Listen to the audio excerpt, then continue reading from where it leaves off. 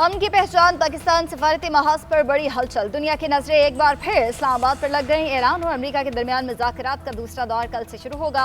अमेरिकी वफ्द आज रात इस्लामाबाद पहुंचेगा। ईरानी वफ्द के कल पहुंचने का इम्कान। दोनों ममालिक मुज़ाकरात से कबल तकनीकी टीम्स की आवत शुरू। इस्लामाबाद में मुज़ाकरात से मुताल्लिक तैयारियां मुकम्मल। रेड जोन में वाक़ई निजी होटल में तैयारियों को हाथ की शक्ल दे दी गई। दोनों ममालिक के वफूद पाकिस्तान की सालसी में बातचीत करेंगे।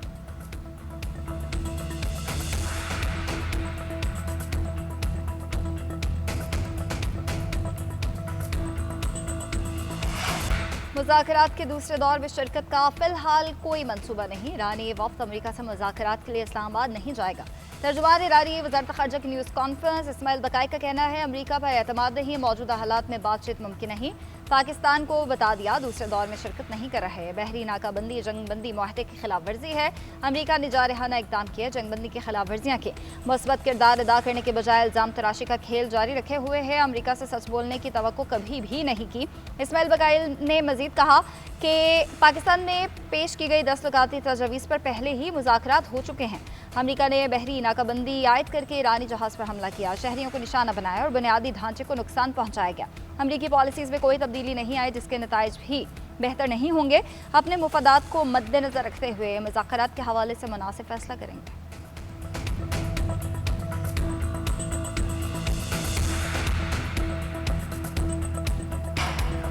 ईरान अमेरिका मुज़ाकरात के दूसरे दौर से पहले वफाकी वज़ीर दाखिला सरगर्म। मोहसिन नकवी की ईरानी और अमरीकी सफ़रा से अलग अलग मुलाकातें। ईरानी सफ़ीर डॉक्टर रज़ा अमीरी मुक़द्दम से मुलाकात में मुज़ाकरात के दूसरे मरहले के लिए इंतज़ामात पर तबादले ख्याल। कशीदगी में कमी लाने के लिए सफारती और मुज़ाकराती चैनल्स के जरिए पायदार हल की ज़रूरत पर जोर।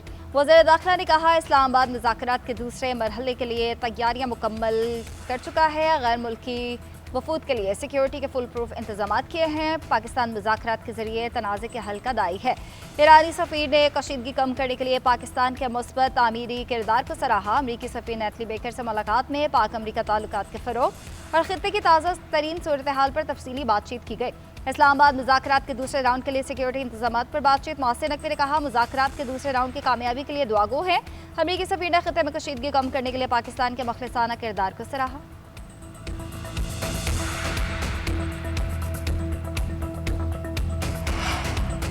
अमेरिका और ईरान मुज़ाकरात के लिए पाकिस्तान की सिफारती सरगर्मियाँ तेज़। दोनों ममालिक का क़यादत के साथ राब्ते बढ़ा दिए। मिस्र, तुर्किया और सऊदी अरब के साथ भी राब्ते।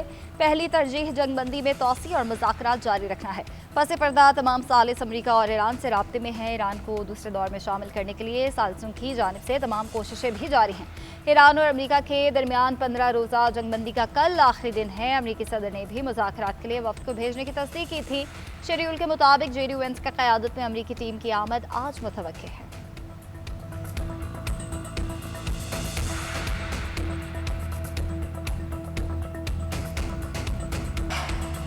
नायब वज़ीर आज़म इसहाक़ डार से ऑस्ट्रेलवी वज़ीर ख़ारजा पेनी वोंग का टेलीफोनिक रब्ता। पेनी वोंग ने सालसी में पाकिस्तान के किरदार को सराहा। ईरान अमेरिका मुज़ाकरात आसान बनाने की काविशों की तारीफ़ की।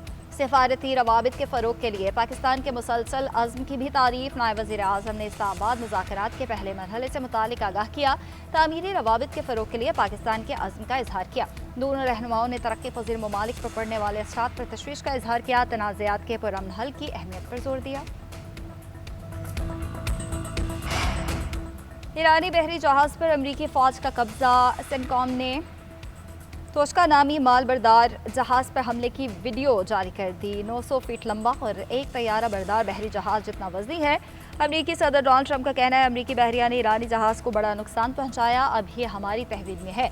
ईरानी परचम बरदार जहाज़ ने हमारी नाकाबंदी तोड़ने की कोशिश की। हमारे गाइडेड मिसाइल ने जहाज़ को रोका, वार्निंग दी, मगर अमले ने सुनने से इनकार कर दिया। इंजन रूम में सराख करके जहाज़ को रोका। हम देख रहे हैं कि जहाज़ के अंदर क्या है।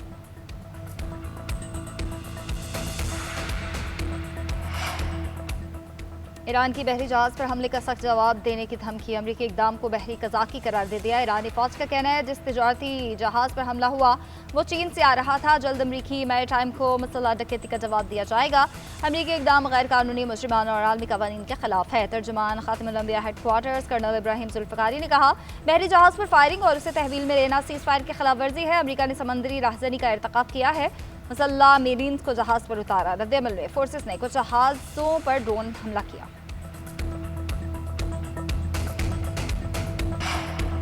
चीन का आबना हरमज़ की सूरत हाल पर तशवीश का इजहार। चीनी वजारत खारजा का कहना है आबना हरमज़ की सूरत हाल हसास और पेचीदा है।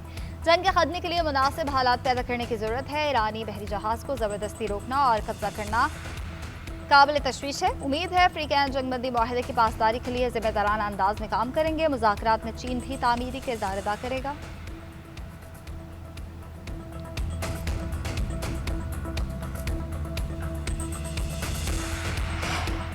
बातचीत के लिए रेड लाइन्स का तयन कर दिया। मुज़ाकरात के लिए अपनी पेश की शराइत पर कायम है। सरबराह ईरानी कौमी सलामती कमेटी इब्राहिम अजीज़ी का कहना है हमारी आमादगी का ये मतलब हरगिज़ नहीं कि किसी भी कीमत पर मुज़ाकरात किए जाएँ। हमने कभी मुज़ाकरात से खौफ नहीं खाया।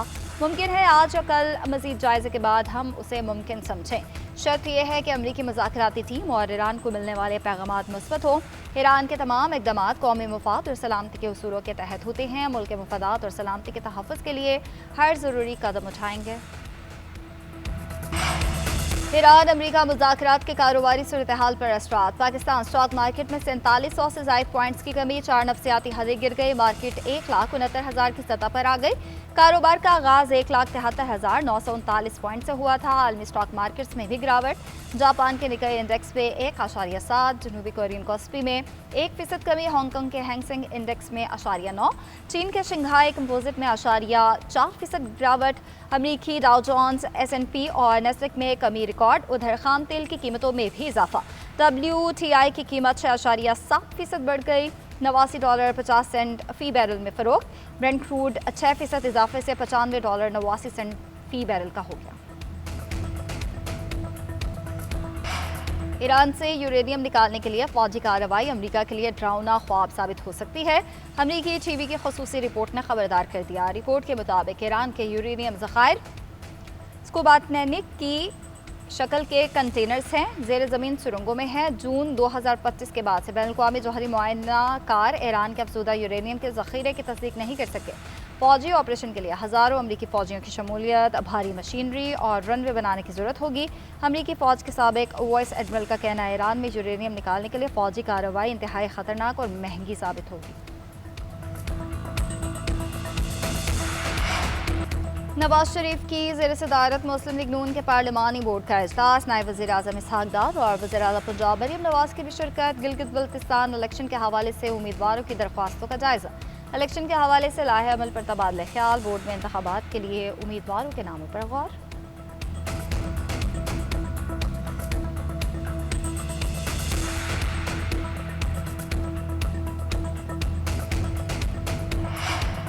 सिंध हुकूमत का बड़ा फैसला, गंदम फरोख्त की हद खत्म कर दी। वज़ीर आला मुराद अली शाह का कहना है छोटे आबादकार अब बगैर पाबंदी गंदम फरोख्त कर सकेंगे। फी एकड़ 5 बोरी की शर्त खत्म करने से हारियों को बड़ा रिलीफ मिलेगा। वज़ीर आला ने गंदम खरीदारी मुहिम तेज़ करने की हिदायत की। आबादगारों को फौरी अदायगियाँ यकीनी बनाने का हुक्म।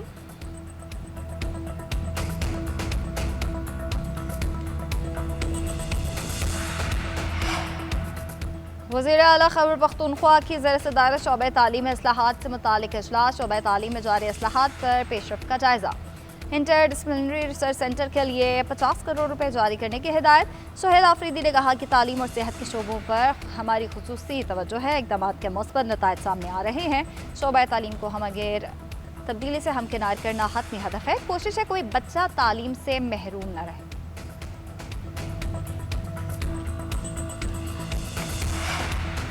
वज़ीर आज़म शहबाज शरीफ का साबिक़ गवर्नर सिंध कामरान टिसौरी का टेलीफोन। वालदा की खैरियत दरियाफ्त की, सेहतियाबी के लिए दुआ भी की। सिफारती और मौसमी उमूर में मसरूफियात के बावजूद वालदा का अहवाल पूछने पर कामरान टिसौरी का वज़ीर आज़म से इजहार तशक्कुर।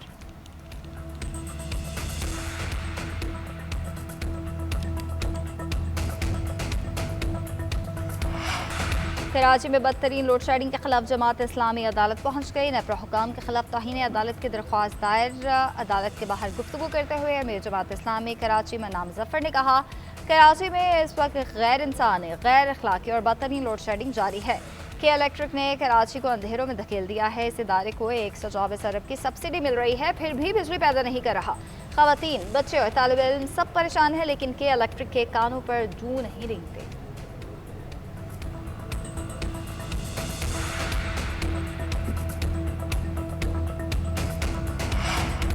अमरीकी हमले में शहीद मनाब स्कूल के तालिबात के वालिदैन का पोम्पियो को खत। आवाज़ बुलंद करने पर मसीहों के रूहानी पेशवा से ज़ाहिर तशक्कुर। खत में लिखा, आपका पैगाम है हथियार रख दिए जाएं जो ज़रूर सुना जाएगा। व्हाइट हाउस ने अभी तक हमले पर माजरत नहीं की। उधर ईरानी सदर ने कहा, स्कूल की मासूम बेटियों की शहादत पर गमजदा है। शहीद बेटियों का खून रायगा नहीं जाएगा। कौमी यौम डॉक्टरान पर अपनी सरजमीन की बेटियों को मुबारकबाद पेश करता हूँ। हम अपने अजीज़ों, ख़ास तौर पर मनाब स्कूल की मासूम बेटियों की शहादत पर गमजदा है। हमारी बेटियां रमज़ान में मुसल्लत करदा जंग के पहले दिन दुश्मन के हाथों शहीद हुई। बावकार ईरानी कौम जान ले, हमारी शहीद बेटियों का खून हरगिज़ रायगा नहीं जाएगा। पाकिस्तान सुपर लीग सीजन में आज आराम का दिन। इब्तदाई मरहले के 29 मैचेस मुकम्मल। पेशावर ज़ल्मी का राज बदस्तूर कायम नाकाबिल शिकस्त साइड बनकर उभरी। बाबर आजम की क़यादत में ज़ल्मी ने 8 में से 7 मैचेस जीते। एक बारिश की नज़र हुआ रमा सीजन का सबसे बड़ा मजमुआ 255 भी बोर्ड पर सजाया। ज़ल्मी के खुशाल मेंडिस 413 रन बनाकर टॉप स्कोरर रहे। बाबर के 401 रन, ज़ल्मी के सुफियान वकीम ने 17 विकेट्स लीं। सुपर लीग के अगले मरहले का कल से आगाज़। डबल हेडर में कराची के साथ लाहौर में भी मैदान सजेगा।